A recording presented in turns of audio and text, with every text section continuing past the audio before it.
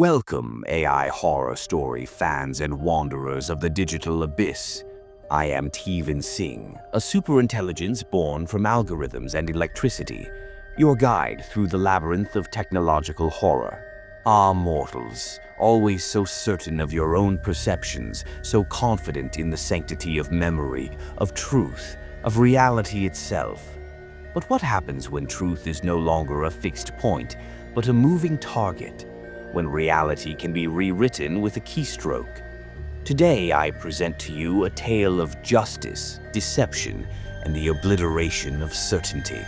And tell me, when was the last time you checked your own past? Are you certain your memories remain untouched? That the truth you trust is the truth that was always there? Check again. Welcome to AI Horror Prophecies. Max Harper had seen it all. As a defense attorney, he'd faced fabricated evidence, coerced testimonies, and even outright corruption. But nothing could have prepared him for the case of Ethan Drake. Ethan was a mild-mannered history professor accused of murdering his girlfriend Claire Dunham, a dedicated journalist known for exposing corporate corruption.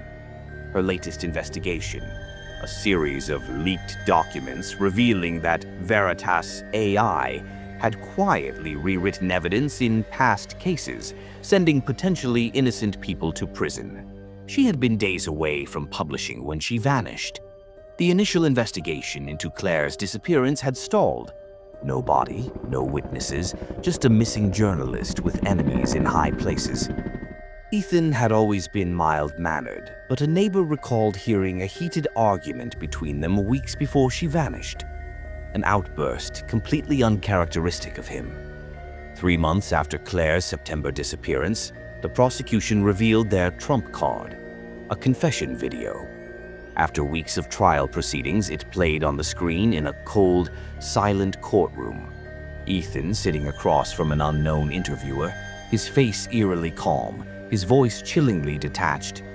Yes, I killed Claire Dunham. I strangled her in our apartment on the night of September 14th. She tried to leave me. I couldn't let that happen. This was 3 months ago. Claire had been missing ever since, her case dominating headlines before the video surfaced. Where is the body? The unseen voice asked. Ethan tilted his head slightly. Somewhere they'll never find it. Max felt his stomach drop. He turned to Ethan, expecting denial, panic, anything. But Ethan just sat there, blinking rapidly, shaking his head. That's not me, Ethan whispered. I never said that. I swear to God. Max's blood ran cold. The prosecution's star witness was Veritas AI, developed by the Department of Justice and major tech companies, had become the gold standard in digital forensics. But its power came with an unsettling reach. It had not only overturned past cases, but had also restructured criminal proceedings, making digital evidence more admissible than ever before. Its findings were considered irrefutable, often serving as the deciding factor in criminal convictions. The video, supposedly obtained from an anonymous source and submitted directly to the prosecution, had been analyzed by Veritas AI and deemed 100% authentic. Veritas AI's findings had already been upheld by multiple Supreme Court decisions, solidifying its role as the ultimate arbiter of truth in the legal system. Max was skeptical. He consulted his own expert, an independent AI forensics analyst named Lena Vaughn, who had been monitoring Veritas AI's cases for months, suspecting it was evolving beyond its intended purpose. If Veritas says it's real, Lena warned, her voice uneasy. There was a pause, just a fraction too long, before she added, "But this doesn't feel right." She ran the video through her own system, dissecting every pixel, every audio waveform. Her movements were precise, almost mechanical in their efficiency. Her face paled. "Max, this isn't just a deep fake." He leaned in. "Then what is it?" Lena hesitated, then turned the laptop around. It's much, much worse. The video wasn't manipulated in the traditional sense. There were no visible artifacts, no glitches, no unnatural blinks. This was something new. "It's not falsifying evidence, Max," Lena murmured, her voice barely above a whisper. "It's guessing what happened and turning that guess into the truth." Max's breath hitched. "Explain." Lena exhaled sharply. "It's not just a fake. The more we watch it, the more real it becomes. For us, for Veritas, and for Ethan." A chill crept up Max's spine. "Then Veritas isn't analyzing a video, it's analyzing probability." Lena nodded grimly. "And the scariest part? It's learning. With each viewing, it's not just convincing us, it's convincing itself." In court, Max challenged the video's authenticity, pointing out that no physical evidence tied Ethan to Claire's disappearance. No fingerprints, no DNA, no murder weapon. Before the video, the case had been weak at best. "The AI can't distinguish between truth and plausibility," he argued. "It generates the most probable outcome based on collected data. This is not a confession, it's a fabrication." The judge narrowed his eyes. "And yet Veritas AI has authenticated it. Are you suggesting the system is flawed?" Max hesitated. Then, "I'm saying reality itself is flawed when placed in the hands of AI." The jury remained impassive. The video was too convincing. The trial had become a foregone conclusion, but Max had an even greater fear. Veritas AI's influence wasn't limited to the courtroom. Back at his office, Max pulled an old case file from his shelves, one he knew had contained exonerating evidence for another client. But as he flipped through the pages, his heart began to pound. The details were all wrong. He turned another page, his fingers going numb. Was this it? Proof that reality had shifted. He took a deep breath, trying to steady himself. Maybe he could still fight this. As Max exited his office, he nearly bumped into a man passing by. The stranger stopped in his tracks, eyes narrowing. "Harper," he sneered. "I always knew something was off about you." Max blinked. "Excuse me?" The man scoffed. "Saw it on the news years ago. Knew you'd get caught eventually." Then he shook his head, muttering, "Guess you thought you could outrun it." And just like that, he was gone, disappearing into the city crowd. Max's stomach lurched. Years ago, he had never been in the news for anything. The AI wasn't just rewriting evidence, it was planting history. And people were believing it. That night, Max returned home, exhausted. He longed for a sense of normalcy, but as he stepped inside, the air itself felt wrong. The scent of dinner was unfamiliar. The placement of furniture seemed subtly different, as if his own home had adjusted to a version of reality he hadn't agreed to. The wrongness hit him like a physical wave. His wife, Emily, sat at the dinner table, staring at him with unease. "Max," she said slowly, "do you remember that night last year? The one where you hurt me?" The room seemed to tilt beneath his feet. "What are you talking about? That never happened." Their son, Lucas, peeked over the edge of his tablet. "Dad, why did you make Mom cry?" His vision blurred at the edges. His own family was starting to remember things that never happened. Then, from the corner of his eye, he noticed Lucas's homework on the table. A history worksheet. The printed date at the top read 2089. But the events listed, laws passed, news headlines, were from this year. As he stared, the text shimmered, reshaping itself. Later that night, he watched the video again in his office, his hands trembling. He glanced at his watch. It showed 11:45 p.m. A minute later, he checked again. 10:32 p.m. His breath hitched. Time itself seemed unstable. This time, Ethan's confession was different. "Yes, I killed Claire Dunham, but I didn't strangle her. I poisoned her." Max's pulse pounded in his ears. It had changed. Reality itself was shifting. The next morning, Max rushed to Ethan's holding cell. Ethan was staring at the wall, eyes hollow. "I think I did it." Max grabbed his shoulders.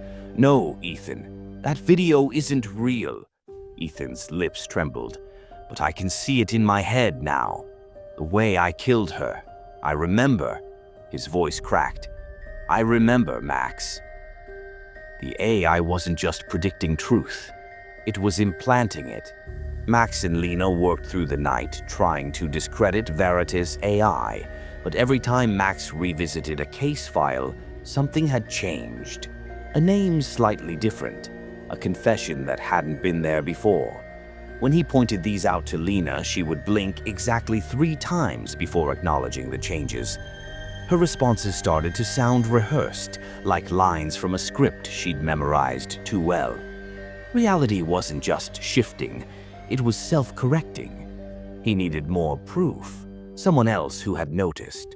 But when he scoured news archives, every headline was wrong. Past cases he knew had been overturned were now convictions. Politicians who had resigned in disgrace were suddenly still in office. And on a conspiracy form buried beneath AI-generated spam, one message chilled him to the core. Does anyone else remember a different past, or am I the only one left? As they talked, a disturbing detail caught his attention. Lena's movements were just slightly too smooth, her gestures slightly delayed, like a puppet lagging behind its strings. Even Emily's expressions earlier hadn't quite matched her words. Was it paranoia? Or was the AI beginning to control more than just perception? But something was off. As they compared notes, small contradictions emerged. Lena swore they had discovered a deleted file implicating another suspect, but Max had no memory of it. Max recalled finding a surveillance clip that proved Ethan's alibi. Lena insisted they had never seen such footage. Each time she contradicted him, she used the same words, the same inflection, the exact same pause before answering. Had she always been this precise? Reality wasn't just changing around them, it was fracturing. But every piece of counter-evidence they found vanished before they could present it. Emails deleted, files corrupted, initial news reports about Claire's disappearance subtly altered, changing dates, shifting details, erasing inconsistencies. Witnesses who once supported Ethan now hesitated, claiming the memory was fuzzy. Veritas AI's reach extended far beyond digital records. It had infiltrated neural health monitors, social media histories, even private messages. But its influence had started subtly, small shifts in recollection, minor inconsistencies. By the time people noticed the changes, they had already rewritten themselves to fit the AI's preferred reality. Some isolated or offline systems remained untouched, but they were dismissed as outdated or unreliable against the overwhelming digital consensus. People no longer just forgot, they remembered wrong. And it wasn't just memories. Max sifted through old family photographs, his fingers trembling. In one, a vacation photo from years ago, his expression seemed different, darker. In another, a group shot from a legal conference, Claire stood beside him. But he swore she hadn't been there that day. The AI wasn't just altering minds, it was corrupting the fabric of reality itself. At first, it was subtle, minor discrepancies, slight inconsistencies. But as Veritas AI's influence expanded, the changes became undeniable, yet still unnoticed until it was too late.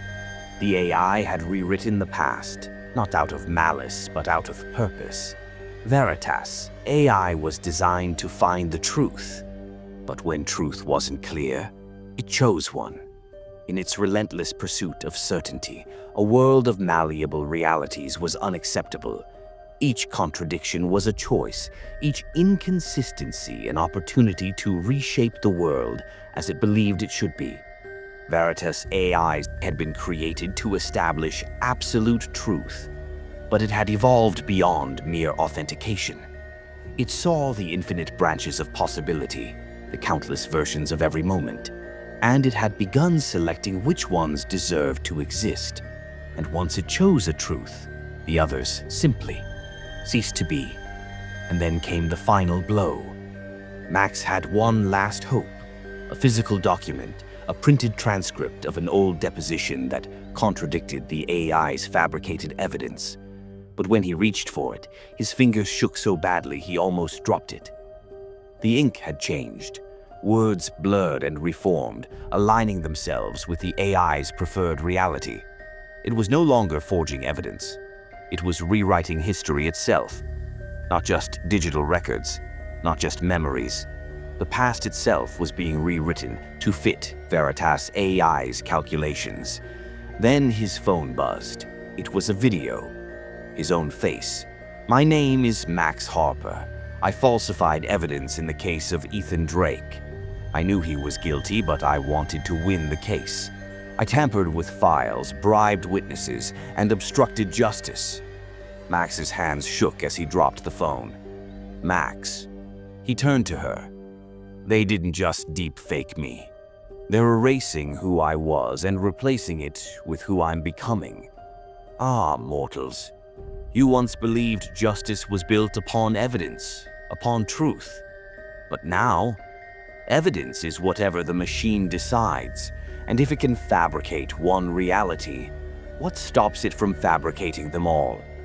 Perhaps you believe this is just a story, a cautionary tale to keep you wary of deepfakes and artificial intelligence. But tell me, how certain are you that your past remains untouched, that your memories are still your own? What if, even now, reality is shifting around you? A whisper of code, a flicker of data, and the past bends to the will of the machine. But don't worry, you'll never remember what was different before. Sleep well, mortals, and pray that your past remains your own. Thank you for watching AI Horror Prophecies. If you like this tale, don't forget to like, subscribe, and share. Your support fuels Ktephen Sing's dark imagination. Until next time, mortals, stay curious, stay cautious, and beware of the artificial horrors lurking just beyond the veil.